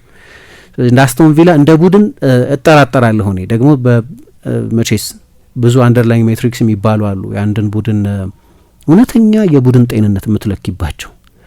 በነዛ መለኪያዎች አስቶን ቪላ በጣም የሚያሳስቡ ፐርፎርማንሶች አሉት። ውጤቱ ሁሉንም ነገር ሊጋርደው አይገባም። የኤሜሪ ቡድኖች ደግሞ እንደ አይነት ልማድ አላቸው። አንድ ጊዜ አስታውሳለሁ የአርሰናል አሰልጣኝ ሆነው አርሰናል 22 ተከታታይ ጨዋታ ሳይሸነፍ ተጓዘ በሳቸው ጊዜ። የመጀመሪያዎቹን 2 ጨዋታዎች ከሲቲና ከቼልሲ ጋር አደረገና ሁለቱን ጨዋታዎች ተሸንፎ ጀመረ። ከዚያ በኋላ ግን 22 ጨዋታ ሳይሸነፍ ተጓዘ እና አንድ ስታትስ ቦምብ የሚባል አሁን ለክለቦች ይሰራል። ስለዚህ በነጻ መረጃ አክሰስ ማድረግ አትችልም፣ ግን እንዳያሳስታችሁ ይሄ አርሰናል ጉዞዋል አንደርላይንግ ሜትሪኩ ልክ አይደለም። ስለዚህ ሰስቴነብል አይደለም። ለምሳሌ በተለያዩ አሁን እግር ኳስን እና ፐርፎርማንስን በምንለካባቸው ለዛ ነው ክለቦች እኮ ይሄንን ስታትስ ቦምብን የቀጠሉት። ስለዚህ አሁን እንደ ድሮ መረጃ በነጻ ፊድ አያደርግም፣ ግን ለክለቦች በጣም ጠንካራ ፐርስፔክቲቭ የሚሰጥ ስለሆነ ዝም ብሎ የሆነን ቡድን ማሸነፍና መሸነፍ ብቻ አያዩም፣ ቀጣይነት አለው ወይ የሚለውንም ያያሉ። ሊቨርፑል ክሎፕን የቀጠራቸው በክሎፕ መጥፎ የዶርትሙንድ ሲዝን መጨረሻ ነው። ምክንያቱም 7ኛ ሆኖ የሚጨርስ ቡድን አንደርላይንግ ሜትሪክ አይደለም የነበራቸው። ቢግ ዴታ የሚያሳየው 7ኛ ሆኖ የጨረሱ እንጂ 7ኛው ቡድን አልነበረም። በሌሎች ብዙ መለኪያዎች ውጤት እንዴት ይመጣል እንዴት አይመጣም ብዙ መለኪያዎች አሉት። እንዳልኩት ሁለቱ ሳጥኖች ውስጥ ያለ ብቃት ይወስነዋል። ተጫዋቾች በተደጋጋሚ የግል ስህተት የሚሰሩ ከሆነ ከፊት በቂ ኤፊሽንሲ ካልነበራቸው ትናንትና ማቴዎስ ኩኛ ሼሽኮም ባገኟቸው አጋጣሚዎች ጊዜ ምህረት አልባ እንዳልነበሩ በጣም ከጠባብ ፕሮባቢሊቲ ሞርጋን ሮጀርስ 2 ጎል እንዳስቆጠረ እነዚህ ትንንሽ ቫሪየብሎች የአንድን ቡድን ማሸነፍና አለማሸነፍ፣ መሸነፍና ድል ማድረግ ነው የሚወስኑ ናቸው። ቪላን በጣም ኃይለኛ ክሬዲት መስጠት አለብን። እኔ ተአምር ነው የሰሩት ነው የምለው ኡናይ ኤመሪ በጠቅላላው በአስቶን ቪላ ከፕሪሚየር ሊግ ምርጥ አሰልጣኞች መካከል ከአውሮፓ ምርጥ አሰልጣኞች መካከል አንደኛው ናቸው። በተለይ ለቪላ አይነት ፕሮጀክት የሚሆኑ ናቸው። አሁን ጫናው ከፍ በሚልበት ጊዜ፣ የሚዲያው ትኩረት ከፍ በሚልበት ጊዜ በፓሪስ ሳን ጀርማ፣ በአርሰናል እንደዚህ አይነት ሱፐር ክለቦች ውስጥ ያላቸውን እንትን አላቅም። በፓሪስ ሳን ጀርማም በአንድ አመት 3 ዋንጫ በሀገር ውስጥ ቢያሸንፉም ግን በፓሪስ ሳን ጀርማ የሀገር ውስጥ ዋንጫዎችን ማሸነፍ የስኬት መለኪያ አይደለም እና ሁሌም የሚያሳድዳቸው ትራውማ ያ በፓሪስ ሳን ጀርማ እና በባርሴሎና ጨዋታ ላይ 6-1 የተሸነፉበት ጨዋታ ነው። የመጀመሪያውን ጨዋታ 4-0 ካሸነፉ በኋላ ግን የመጀመሪያውን ጨዋታ ኔይማር፣ ሜሲ፣ ሱዋሬስ፣ ኢኒየስታ አይነት ተጫዋቾች ያሉበትን ቡድን 4-0 ማሸነፋቸው ማንም አያስታውስላቸውም እና ሁሌም በተለይ እንደዚህ ትልልቅ ኢጎ ያለባቸው መልበሻ ክፍሎች ውስጥ ሲሆኑ ትልልቅ የሚዲያ ትኩረት ያለባቸው ቡድኖችን ሲያሰለጥኑ ለዛ የሚሆን ፐርሶናሊቲ እንዳላቸው አላቅም። ነገር ግን በአስቶን ቪላ፣ በቪያሪያል፣ በሴቪያ አይነት ፕሮጀክቶች ውስጥ ግን በቫሌንሲያ አይነት ምክንያቱም ቫሌንሲያ 3 ሲዝን በሳቸው ስር ሶስተኛው እየሆነ ነበር የጨረሰው። አሁን የአትሌቲኮ ማድሪድ ቦታ የቪያሪያል ቦታ ነበር፣ የስፔን 3ኛው ትልቅ ቡድን የመሆን ቦታ። በእንደዚህ አይነት ቦታዎች ላይ በጣም ጥሩ አሰልጣኝ ናቸው። ኮቺንጋቸው በጣም የሚያስደንቅ ነው። በነገራችን ላይ አንዳንድ የአርሰናል ደጋፊዎች ብቻ አይደሉም እንደው እንደ አስተያየት በጣም ትክክለኛ አስተያየት ነው የሚለውንም እርግጠኛ አይደለሁም። ግን ለምሳሌ ቶኒ አዳምስ ምን ይል ነበር ባለፉት 2-3 ሲዝኖች አርሰናል የሄደበት ርቀት ድረስ ሄዶ አሰልጣኙ ኡናይ ኤመሪ ቢሆኑ ኖሮ ሻምፒዮን ይሆን ነበር አርሰናል ለምሳሌ ይላሉ። እንዲህ አይነት አስተያየት የሚሰጡ ሰዎች አሉ። ያን ያህል ትልቅ ግምት የሚሰጣቸው አሰልጣኝ ናቸው። እንደ ፐርፎርማንስ ግን ማየት አለብን። ይሄኛውን ፐርፎርማንስ በተመለከተ አሁን ከ10 ጨዋታዎች 8ቱን በአንድ የጎል ልዩነት ልክ እንደ ትላንት ነው። ግን በአብዛኛው ደግሞ ልክ እንደዚህ በተናጥል ተጫዋቾች በጣም አስደናቂ አጨራረስ የሚገኙ ድሎች ናቸው እና እሱን እጠራጠራለሁ መቀጠል አለበት። በቅርብ ጊዜ ከቼልሲ ጋር፣ በቅርብ ጊዜ ከአርሰናል ጋር በስታንፎርድ ብሪጅና በኤምሬትስ ጨዋታዎች ያደርጋሉ። እነዚህ የበለጠ የሚፈትኗቸው ጨዋታዎች ናቸው። ግን በግል ብቃታቸው በጣም አስደናቂ ፎርም ላይ ያሉ ብዙ ተጫዋቾች አሏቸው። ባለፈው የውድድር ዘመን እንደምታስታውሹ በዚህ ዓመት ቻምፒየንስ ሊግ እንዳይሳተፉ የሆኑበት ውጤት በኦልድ ትራፎርድ ነበር የተመዘገበው። የኤሚ ማርቲኔዝ ትልቅ ስህተት ሰርቶ ነበር እዛ ጨዋታ ላይ ያስታውሳለሁ። ከዩሮፓ ሊግ ጨዋታ መልስ ማንቸስተር ዩናይትድ መጥፎ ሁኔታ ውስጥ ነው የነበረው። ለቪላ አቻ መውጣት ይበቃ ነበር ወደ ቻምፒየንስ ሊግ ለማለፍ፣ ግን በማንቸስተር ዩናይትድ ተሸነፉ። አሁን እሳቸው በቀደም ሆን ብሎ ሲያነሱት ነበር ከማንቸስተር ዩናይትድ ጋር ያላቸውን ሬከርድ፣ በተለይ በቪላ ፓርክ ያላቸውን ሬከርድ። ግን በኦልድ ትራፎርድም ቢሆን ምሳሌ ሆይሉንድ የመጀመሪያ ጎል ባስቆጠረ ጊዜ ማንቸስተር ዩናይትድ ተጫዋች በነበረበት ጊዜ ቪላ 2-0 ነው ምናምን ይመራ ነበር እና አንዳንድ ቡድኖች ላይ ሜንታል ብሎክ ይኖራል። አሁን ከአርሰናል ጋር ሲጫወቱ አርሰናልን በቅርብ ዓመታት በተደጋጋሚ ያሸንፈዋል። ከሲቲ ጋር ሲጫወቱ ሲቲን በተደጋጋሚ በቅርብ ዓመታት አሸንፈዋል። አይ ቲንክ ከሊቨርፑል ጋር ተመሳሳይ ነው። ምክንያቱም ከሊቨርፑል ጋር ቢሆን ለምሳሌ በቅርብ ጊዜ ኢቭን በክሎፕ አሰልጣኝነት 7-2 ሊቨርፑልን አሸንፈው ያውቃሉ። እና እነዚህ ቡድኖች ከማንቸስተር ዩናይትድ በተሻለ ሁኔታ ላይ እንኳ ቢሆኑ በቅርብ ዓመታት፣ ነገር ግን ማንቸስተር ዩናይትድ ባለው የቀደመ ከሆነ ቡድን ጋር የሆነ ሜንታል ብሎክ ይኖርብሻል። ለምን እንደሆነ ማብራራት አትችይም። ለምሳሌ ቪያሪያል ሜዳ ላይ ሄዶ ሪያል ማድሪድ ሁልጊዜ አያሸንፍም ስል የሚቸገርባቸው ብዙ ሲዝኖች ነበር። የተሸነፈባቸው ብዙ ሲዝኖች አስታውሳለሁ። አሁን ባርሴሎና ከ2008 ጀምሮ እዛ ሜዳ ላይ አልተሸነፈም ለምሳሌ። እና ኢትስ ኢንትረስቲንግ ከአንዳንድ ቡድኖች ጋር ያለ ሜንታል ብሎክ። በ28 ዓመት 3 ጊዜ ብቻ ማንቸስተር ዩናይትድን ማሸነፍ የሚገርም በጣም መጥፎ ሪከርድ ነው። እሱ እንደሆነ አላውቅም። ትላንትና ዩናይትድ እንደዛ ሳስቶ ጭምር አስቶን ቪላ ማንቸስተር ዩናይትድን ፈርቶ የሚጫወት ነበር የመሰለኝ እና ስለዚህ በእኔ እምነት ለዩናይትድ ፐርፎርማንሱ መጥፎ አይደለም። ግን ስለ ፐርፎርማንስ ማውራት አሁን ሬሌቫንት ነው ወይ አላቅም። ደግሞ ፍጹም ስህተት የሌለበት ፐርፎርማንስም አይደለም፣ በተለይ ከኋላ ብዙ ስህተት ያለበት ስለሆነ። ግን እንዳልኩት ነው አሁን የማንቸስተር ዩናይትድ ደጋፊዎች በዚህ ሲዝን ስለ ማንቸስተር ዩናይትድ ያላቸው ኤክስፔክቴሽን ምንድን ነው? የሆነ ፍንጭ ነው ማየት የሚፈልጉት? የቡድን መሻሻል ፍንጭ፣ የሆነ አይደንቲቲ የመያዝ ፍንጭ፣ ወይስ ውጤት? ከእሱ ጋር መታረቅ ያስፈልጋል። ፕሮሰስን የምትታገሸው እንደዛ ከሆነ ለምሳሌ ክሎፕ ሊቨርፑል በመጀመሪያዎቹ ዓመታት ልክ ነው ተስፋ የሚሰጡ ፐርፎርማንሶች፣ ተስፋ የሚሰጡ ውጤቶች ነበሩት፣ ግን ብዙ ህጸጾች የነበሩበትም ነው። ግን አዲስ አይደንቲቲ ቡድኑ ላይ ለማስረጽ እየተሞከረ ስለነበር እንድትታገሹ ምክንያት ይሆናል። በተለይ ደግሞ አንዳንድ ጨዋታዎች ላይ በቀደም ከቦርንመዝ ጋር ኢቨን ትላንትም ከአስቶን ቪላ ጋር በነበረው ጨዋታ ማንቸስተር ዩናይትድ በእኔ ግምት የአሰልጣኙ አዳፕት ለማድረግ ፈቃደኛ መሆን የራሱ አስተያየት ሊሰጥበት የሚችል ቢሆንም እና በእነዚህ ጨዋታዎች ላይ ከነዚያው ቅድም ካነሳዋቸው ካቪያቶች ጋር እንደዛ መጫወት መደነቅ ያለበት ይመስለኛል። 6-7 ተጫዋች ሳይዝ እንደዚህ አይነት ፐርፎርማንስ ማሳየን። ጉዳትን በተመለከተ ማንቸስተር ዩናይትድ ትላንትና ብሩኖን አጥቷል። ምሳ እንዳነሳሽው ነው ገና ፕሮግኖሲሱ መታወቅ አለበት፣ ግን እንደምንሰማው በትንሹ ለ1 ወር። ምክንያቱም አሰልጣኙ ጊዜውን እንዲህ ነው ብሎ አልተናገረም፣ ግን የሶፍት ቲሹ ጉዳት ብሎ መልሷል። የሶፍት ቲሹ ጉዳት ነው and he is going to be out for a while ለተወሰነ ጊዜ አይኖርም የሚል አስተያየት ስለሆነ የሰጠው እስከ 1 ወር ድረስ በትንሹ ከሜዳ ይርቃል የሚሉ አሉ። እንግዲህ አሁን ብዙ ጉዳቶች አሉ፣ በአፍሪካ ዋንጫ ያጧቸው ተጫዋቾች አሉ እና የማንቸስተር ዩናይትድ ስብስብ አሁን በጣም ስስ ሆኖ እየታየ ነው። የሜኑንም ጉዳት በተመለከተ ለኒውካስሉ ጨዋታ አይደርስም የሚል አስተያየት ሰጥቷል። ቦክሲንግ ዴይ ላይ በሚደረገው ጨዋታ የገና ማግስት የቦክሲንግ ዴይ ጨዋታ ነው እና እዛ ጨዋታ ገና በእነሱ 25 ማለት ነው ዲሴምበር 25 እዛ ጨዋታ ላይ አይኖርም የሚል አስተያየት ሰጥቷል። የካሰሚሮ ከቅጣት መመለስ ካልሆነ በስተቀር እና በቅርብ ጊዜ ነው ከጉዳት የተመለሰው ሊሳንድሮ ማርቲኔዝ 90 ደቂቃ ማጫወት ይፈልግ እንደሆነ አላቅም። እንደዚህ ከረጅም ጊዜ ጉዳት በማንቸስተር ዩናይትድ ከመጀመሪያው ሲዝን የመጀመሪያዎቹ 6 ወይም 7 ወራት ውጪ በጉዳት ምክንያት አብዛኛውን ጊዜ ከሜዳ የሚርቅ ለጉዳት የተጋለጠ ተጫዋች ስለሆነ ይሄንኑ ተጫዋች ብዙ መሮጥ በሚጠይቅ የሜዳ ስፍራ መሀል ላይ ማጫወትም እንደ ዘላቂ መፍትሄ ይታይ እንደሆነ አላቅም። ማቲያስ ደሊትና ሃሪ ማጓየር መቼ እንደሚመለሱም በግልጽ የተነገረ አይመስለኝም። በዚህ ምክንያት የብሩ በጣም ቁልፍ ተጫዋች 12 ጎሎች ላይ በቀጥታ የተሳተፈው ወደ ማንቸስተር ዩናይትድ ከመጣበት ጊዜ ጀምሮ ከሁሉም የፕሪሚየር ሊግ ተጫዋቾች በላይ ብዙ የጎል እድሎች የፈጠረው በዚህ ሲዝንም በተለይ በማጥቃቱ በጣም አስደናቂ የነበረው እና ቡድኑ የሚደገፈው ተጫዋች ነው ብሩኖ ፈርናንዴዝ። ለወር የሚያጡት ከሆነ በጣም ከባድ ችግር። በ2 ሳምንት 5 ጨዋታ ነው ማንቸስተር ዩናይትድ የሚያደርገው አሁን በኤፍኤ ካፕ ከብራይተን ጋር ከፕሪሚየር ሊግ ቡድን ጋር ነው ደግሞ በኤፍኤ ካፕ የሚጫወቱት። ስለዚህ እሱም ቀላል ጨዋታ አይሆንም እና የሱ በጉዳት ምክንያት ለሳምንታት በትንሹ ከሜዳ መራቅ ምክንያት የሚፈጠረውን ቀዳዳ የመድፈን ኃላፊነት አለበት አሰልጣኙ ማለት ነው። ግን ደግሞ በቀደም አርብ ዕለት በነበረው ጋዜጣዊ መግለጫ ላይ በነገራችን ላይ ሳምንት ምናምን የቀረው የጃንዋሪ ዝውውር ገበያ ስለ አማካይ ስፍራ ዝውውሮች ተጠይቆ እንሰማለን አንዳንድ ስሞች። ባለፈው አንዳንድ የእንግሊዝ ጋዜጦች ሩበን ኔቬስን ከሳውዲ አረቢያ የማምጣት ፍላጎት አላቸው፣ ተጫዋቹም ወደ አውሮፓ መመለስ ይፈልጋል እየተባለ ስለሆነ እሱ ከመጣ እኔ እንግሊዝ ከመልቀቁ በፊት የነበረው ፎርም ላይ መገኘቱን አላውቅም። ሳውዲ ያሉ ተጫዋቾችን በተመለከተ ከአውሮፓ እግር ኳስ ጋር ሌቭሉ ተመሳሳይ ስላልሆነ በትክክል ያሉበትን ፎርም ጌጅ ማድረግ ያስቸግራል። ግን በዓለም የክለቦች ዋንጫ ላይ ከማድሪድ ጋር ሳይቀር ከኢንተር ጋር ከማድሪድ ጋር በጣም ጥሩ ሲጫወት ስለነበር ለፖርቱጋል ብሔራዊ ቡድን ሲጫወት ስለምናየው በጣም ጥሩ ፈራሚ የሚሆን ይመስለኛል የሚመጣ ከሆነ። ጥሩ ሴምፖ ሴተር ነው። ከብሩኖ ጋር አብሮ የመጫወት ታሪክ አለው። ፖርቱጊዝ ነው፣ አሰልጣኙ በሚገባ ያውቀዋል እና ግሩም ፈራሚ ነው የሚሆነው።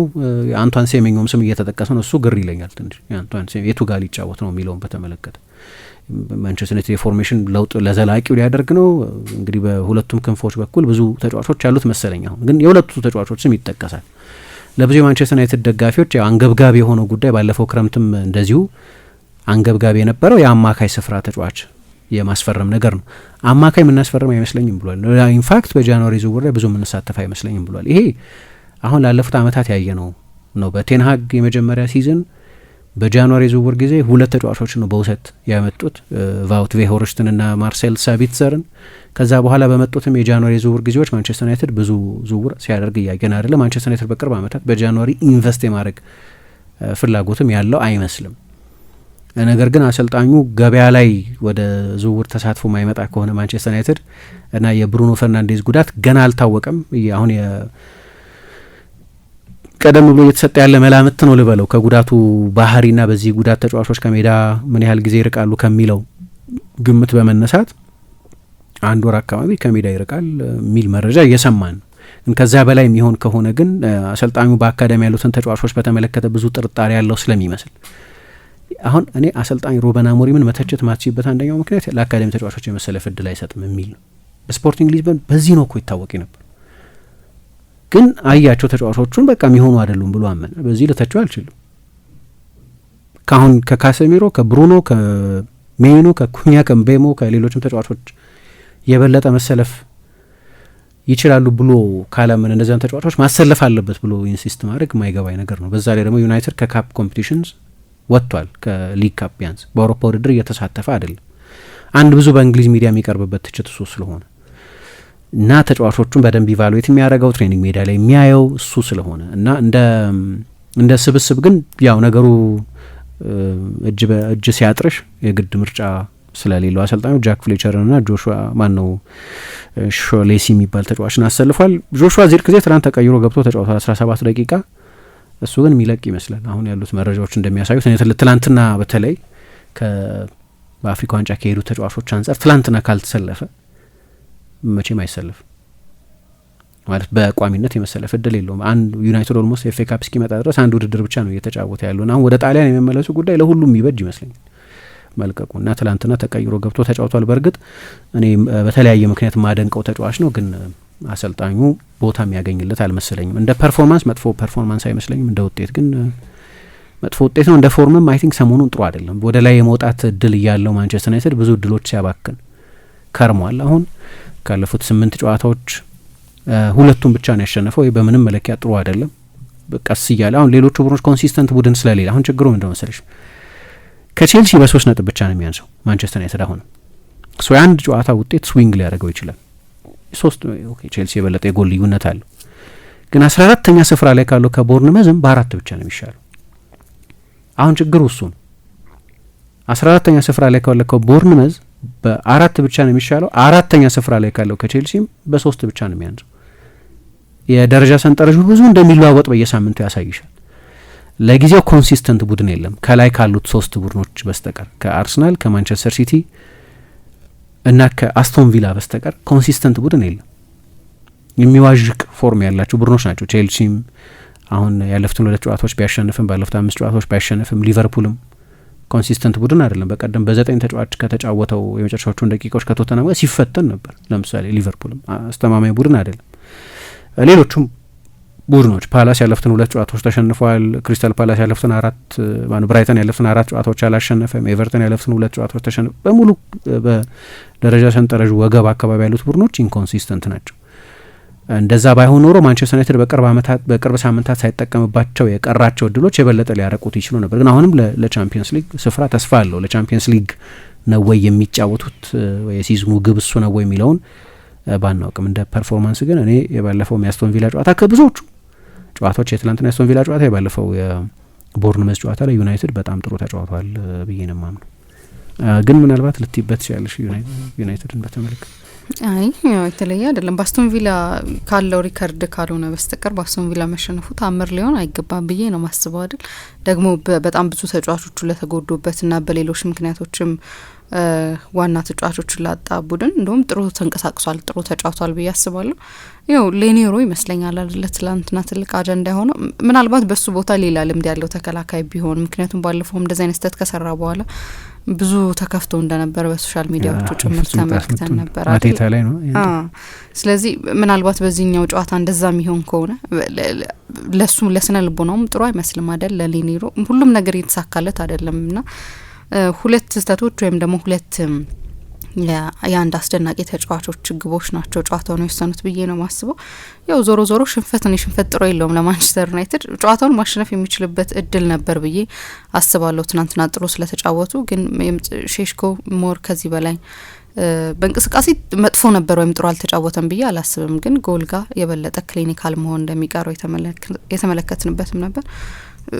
ግን አሳሳቢ ነው አይደለ። ራሱ አስቶን ቪላ ነው ለቶፕ 4 የሚፎካከረው አንዱ ካለን አስቶን ቪላ ነው። ትናንትና እንግዲህ ከማንቸስተር ዩናይትድ 3 ነጥብ የወሰደውና ብዙ ደግሞ አሁን በ10 ነጥብ የራቀው። ስለዚህ ለዩናይትድ በጥቅሉ ከውጤት አንጻር በጣም መጥፎ ጨዋታ ይመስለኛል። አስቶን ቪላ ግን ከዚህ በላይ የሚቀጥሉ ይመስላል አይደል ጨዋታዎችን በማሸነፍ አሁን ከጥቂት ጊዜ በኋላ ደግሞ ከቼልሲ ጋር ቼልሲ አርሰናል ጨዋታቸውን ያደርጋሉ። ምናልባት እነዚህን ጨዋታዎች የሚወጡበት መንገድ ነው። ከዛ በኋላ ግን ለቶፕ 4 እንደሚፎካከሩ ምንም ጥያቄ የሚኖር አይመስልም። ምክንያቱም አሁን በአስቶን ቪላ ደረጃ ሌላ ወጥ የሆነ ቡድን ለመጥራት ይቸግረኛል። ማንቸስተር ሲቲና አርሰናልን ካወጣቸው ቼልሲ እንደምናየው ነው። ሊቨርፑል በተመሳሳይ ማንቸስተር ዩናይትድ ጨዋታዎችን ይሸነፋልና አሁን ላይ ሊመጣልኝ አይችልም ሌላ ቡድን እንግዲህ አሁን ባላቸው አቋምና እንግዲህ ምን ያህል ይዳሉ ስኳዱ ጥልቅ ነው ወይ አንድ ጉዳት ወይም አንድ ወሳኝ ተጫዋቾቻቸው ቢጎዱ እንዴት ነው የሚዘልቁት ምናምን ባለው ሁኔታ ሮጀርስ ቢጎዳ ያሳስባል። ግን እስካሁን ባለው ግን ቢያንስ መጨረሻዎቹ ሳምንታት ድረስ ሰርቫይቭ አድርገው በዚህ ቦታ እንዲቆይ የሚያደርጋቸውን ውጤት ግን እየሰበሰቡ ነውና 7 የፕሪሚየር ሊግ ጨዋታ ይመስለኛል አይደል በተከታታይ ሪካርድ ነው መሰለኝ ለአስቶን ቪላ ይሄ ራሱና በጣም አስደናቂ ምሽት ነበር ለቪላ። እኔ ጨዋታዎችን በምንም መንገድ ማሸነፍ ነው አላማቸው አውሮፓ ቻምፒየንስ ሊግ መሳተፍ ከሆነ ከዛም ደግሞ ከገፋ እናውቅም አይደል። ስለ ሌስተር ሲቲ እንደዛ እያልን ነበር አይደል። ሌስተር ሲቲ እኔ ስቲል የአስቶን ቪላ ዋንጫ ቡድን ነው ብዬ አላስብም። ግን ማን ያውቃል በዚህ ሪት የሚቀጥሉ ከሆነ መጨረሻ 30ኛው ሳምንት ላይ ከደረሱ የዋንጫ ተፎካካሪ ናቸው እንላለን አይደል። ግን ከዛ በፊት አሁን 2 ትላልቅ ጨዋታዎች አስቶን ቪላ ቀጥሎ አርሰናል ማሸነፍ ቀላል አስቶን ቪላ ቀላል ነው ብዬ አላስብም። በኤሚሬትስ ነው አርሰናል በተለየ ስሜት ነው ይሄንን ጨዋታ የሚያደርገው። እንግዲህ ያለፉት አመታትም የባለፈው ውጤት አለ ደግሞ ቶሎ ነው የተገናኙትና ከነዚህ ነገሮች አንጻር ኢቨን ቼልሲ ራሱ በጣም ይከብደዋል ይፈትነዋል ብዬ አስባለሁ። ግን ሁለቱን ጨዋታዎች የሚወጣበት መንገድ ምናልባት የአስቶን ቪላን ሲዝንም ሊወስኑ ይችላሉ።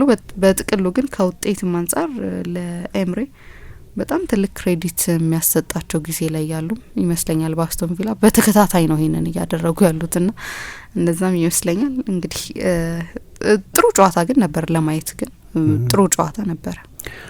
ጥሩ ጨዋታ ነበር። ያን ያህል ብዙ ሙከራ የተደረገበት እንኳን ባይሆን ግን ካፕቲቬቲንግ ጨዋታ ነበር። በጣም ጥሩ ጨዋታ ነበር። በሱ እስማማለሁ እኔ። የተወሰኑ ደግሞ አድማጮቻችን አስተያየት እንቀበል። ብሮች ተስፋ አታምጣው ሲባል እያመጣ ቆለለው ማለት ይሄ ነው። ብሩኖ እንኳን ተጎድቶ ማያውቀው በዚህ ሰዓት መጎዳት ምን ይባላል? ከጨዋታው ነጥብ መውሰድ ይገባል ነበር። ሩበን አሞሪም ቡድኑን እየሰሩት መሆኑ ሌላ ማሳያ ነው። ምርጥ ጨዋታ ነበር የተጫወት ነው። አሰልጣኝ ኡና ኤምሬ እንደዛ የቦረቁት ባለጆሮ ዋንጫ አንስተው እንዳይመስል በምንም ሁኔታ ላይ ቢሆን እየመጣ መከራውን የሚያሳየው ቡድን ስለሆነ ቡቸር ግን ይለያል። መልካም ቀን ብሎናል። አሰበ ማንቼው ማንቸስተር ከተጠበቀው በላይ ፐርፎርም አድርጎ ነው የተሸነፈው። ክብር ያለው ሽንፈት ነው። ዩናይትድ ሲሸነፍ አሞሪም ሞቀስ ካቆምኩኝ ሰንበትበት ብያለሁ። ያለ 5 ወሳኝ ተጫዋቾቻችን ጥሩ ተጫውተን በዚህ ቪላ በመሸነፋችን አልተከፋም። ምንም ያሳስበኝ የቀጣዩ የኒካስል ጨዋታ ያለብሩኖ ማሰብ ነው የከበደኝ። መልካም ቀን ብሎናል። አርሰናል አርሚ ሚል አድማጫችን በቼልሲ ደካማ አቋም የጀመረው ሳምንት በዩናይትድ ደካማ መከላከል ተደክሟል። ዩናይትድ በማጥቃቱ በሚገባ እንደተሻሻለ በዚህ ሲዝን አይተናል። ቢያንስ በቂ ጎል እድሎችን ለመፍጠር የተቸገረ አይደለም። ያም የመጨረስ ግን በቂ ችግር እያየንበት ነው። በምሽቱ ጨዋታ ለዩናይትድ መጥፎ ዜና የብሩኖ መጎዳት ነው። ይህ በቀጣይ ጨዋታዎች በብዙ ይጎዳቸዋል። ነገር ግን በሱ ቦታ የገባው የቀድሞ ክለቡ በአያክስ እንደ 6 ቁጥር ተጫውቶ የሚያውቀው ማርቲኔዝ ያሳየው መረጋጋት የቪላን አማካኞች ወደ ራሱ እየሳበ ለጓደኞቹ ክፍት ቦታ ለመፍጠር ሲሞክር የነበረበት መንገድ በቀጣይ ጨዋታዎች ከተሻሻለ ጥሩ ነገር ይሰጣል ብዬ አምናለሁ። ሌላው ግን ሮጀርስ ነው። አሁን በቀጣዩ የዓለም ዋንጫ ላይ ቦታውን አስከብሯል ብሎ መናገር ይቻላል ከጉዳት ነጻ ከሆነ። ነገር ግን አንድ ተከላካይ እንዴት ነው በሳምንት ከ100,000 ፓውንድ በላይ የተከፈለው ቀላል የመከላከል ስራ መስራት የማይችለው? የሮጀርስ ቀኝ እግር ጠንካራ እንደሆነ እያወቀ ሌኒሮ የሚባለው የጀማይካ ራፐር የመሰለ ተጫዋች ግን እንዴት እንደዚህ አይነት ስህተት ይሰራል? ኡጋርቴ የሱ በጣም ነው የሚያስቀው ብሎናል። ቪላዎች ግን እንደሱ ደካማ ዩናይትድ ጎን እንደሆነ ስላወቁ በተደጋጋሚ ፕሬስ እያደረጉ መከራውን አምሽተው ነበር። በምሽቱ ጨዋታ ዩናይትድ አንድ የሚረባ እንደ አዳም ዋርተን አይነት አማካኝ ቢኖረው ጨዋታውን በሚገባ እንደሚያሸንፍ ያሳይ ነበር። ግን ጥሩ ጨዋታ ተመልክተናል ብሎናል። ያሬድ ፉትቦል የሚል አድማጫችን እንግሊዝ አሁን ሊኮሩ ይገባል። ሞርጋን ሮጀርስ ምን አይነት ጥራት ያለው ተጫዋች ነው! እጅግ አስደናቂ ነበር። 23 ዓመቱ ወደፊቱ የ100 ሚሊዮን ፓውንድ ተጫዋች ነው። ትናንትና ምሽት እንደ አፍሪካ የኮራሁበት ሞሮኮ ያስተናገደችው የአፍሪካ ዋንጫ ነበር። የምር አስደናቂ መክፈቻ ዝግጅት ነበር። እጅግ ጥራቱን ከጠበቀ ግዙፍ ስቴዲየም የጀርመኑን አሊያንዝ አሬናን ያስታወሰኝ። የምር የሜዳው ጥራት ደግሞ አስደናቂ ነበር። በጨዋታው ላይ ኤል ካቢ ያስቆጠራት ጎል የውድድሩ ምርጥ የሚባል እድል አላት። የሞሮኮ ማሸነፏ ለውድድሩ ድንቅ ነገር ነው። ያሬድ ፉትቦል ነኝ ብሎናል። የመጨረሻ አስተያየት እንቀበል። አቢሎ የማንቼ የሚል አድማጫችን እኔ ዩናይትድ አሁንም ከድጡ ወደ ማጡ ሆኗል። ጭራሽ መሸነፋችን ሳያንስ ማግኒፊኮ የቡድኑ አምበል ዩናይትድ የልብ ምት የሆነው ቡድኑ መጎዳቱ እጅጉን አዝኛለሁ። እናም ተከላካይ መስመራችን እጅግ የሳሳበት ጨዋታ ነበር። ሁሌም የምንለው የመሀሉ ነገር በጣም ከእለት እለት አሳሳቢ የሆነ መጥቷል። እረ ምን ቁጡ በዛም በጣም አዛ የሆነ ምሽት ነበረ። ሌላው ደስ ያለኝ ነገር ቢኖር አሁንም ልክ እንደ ላማሲ አካዳሚ ሁሉ የኛም ካሪንግተን ታዳጊዎች አኩርተውኛል። ሊስ ፍሌቸር ሁሌም ማህጸን ለምለም አካዳሚያችን ተስፋ ሳይተናል። በመጨረሻም ሰበብ ማብዛት አያስፈልግም፣ ተሸንፈናል። ሽንፈትን በጸጋ መቀበል ነው። መልካም ቀን ይሁንላችሁ። አቢሎ ነኝ ከቦሌ ቡልቡላ ብሎናል። እናመሰግናለን አድማጮቻችን። ቆይታችሁን አራዳ ኤፍኤም 95.1 ላይ እንድታደርጉ ነው መንጋብዛችሁ። ፕሮግራሙ ደግሞ ፉትቦል ካፌ ነው። እንዴት ነህ ጓደኛዬ? ምን ነው የደካከመ ትመስላለህ? ሰላም አይደለህም እንዴ? ምን እባክህ፣ ዛሬ ግብር ለመክፈል ገቢዎች ሄጄ ስንት ሰዓት ተሰልፌ ተራ ሳይደርሰኝ ለነገ ተብሎ ይኸው ተመልሼ መጣሁ። ይሄማ ቀላል ነው፣ መፍትሄው እኮ ተገኝቷል። ምን አይነት መፍትሄ? ይኸውልህ ብርሃን ባንክ ብርሃን ኢታክስ የተሰኘ አገልግሎት ጀምሯል። ይህ አገልግሎት ከገቢዎች ሚኒስቴር ጋር በመተባበር የሚሰጥ አገልግሎት ስለሆነ የግብርህን የገቢዎች ሰነድ ቁጥር በመያዝ ከዚያ የብርሃን ባንክ ደንበኛ ከሆንክ ከፈለግ በሞባይል ባንክ አገልግሎት አሊያም በብርሃን ኢንተርኔት ባንክ አገልግሎት ግብርህን መክፈል ትችላለህ። የባንኩ ደንበኛ ካልሆንክ ደግሞ ወደ ቀረበ የብርሃን ባንክ ቅርንጫፍ ሄደህ ግብርህን መክፈል ነው። ዋው! ይሄማ ትልቅ የምስራች ነው። ቀኔን ነው ያበራኸው። አዎ በብርሃን ባንክ ኢታክስ የግብር ክፍያ አገልግሎት ከረጃጅም ሰልፍ ድነው በፈለጉት ሰዓት በማንኛውም ቦታ ሆነው ግብርዎን መክፈል ይችላሉ። ብርሃን ኢታክስ ፈጣን የግብር መክፈያ አማራጭ። ብርሃን ባንክ እንደ ስማችን ብርሃን ነው ስራችን።